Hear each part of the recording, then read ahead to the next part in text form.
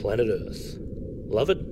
Lump it? Well, right now, it's all we've got. It's hot in here! There's too much carbon in the atmosphere! I said, ooh! It's hot in here! There's too much carbon in the atmosphere!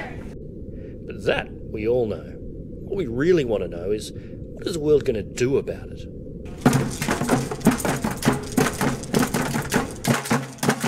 G'day Australia, welcome to Copenhagen.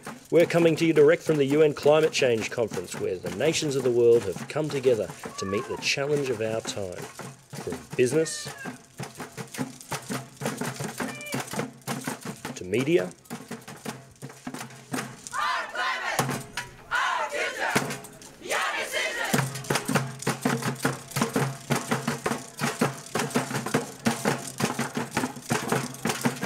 NGOs, and of course the countries' delegations themselves.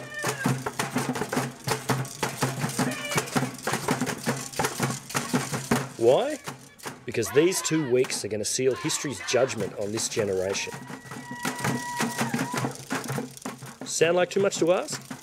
Well, that's where you come in. We need to let them know the world is watching and waiting. The organisers certainly feel the world's eyes on this event. They've gone all out to make this conference green. But just how green is the talk going on inside the Green Building? That's the multi-billion-dollar question. Save the climate!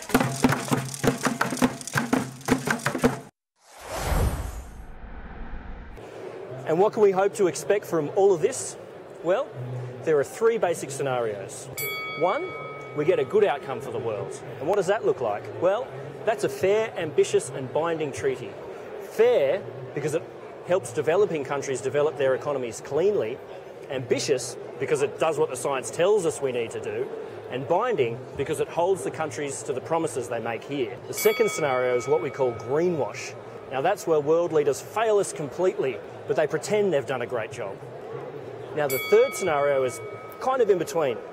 That's where countries agree on what needs to be done, but they delay signing off on the details until at least next year. Now, which scenario do we get? Well, we're hoping that people back at home in Australia can help tip the balance between a good outcome and something else. Right here, this is the very lectern where we want to hear those magical words that the world needs to hear about a fair, ambitious and binding treaty at Copenhagen. And all the actions of us back home and around the world, those millions of people wanting strong action on climate change, are going to deliver a world leader standing right here saying exactly what the world wants to hear. The world's leaders have got a tall order before them, but we'll be on the ground here keeping you informed about how you can best make an impact where it's needed most.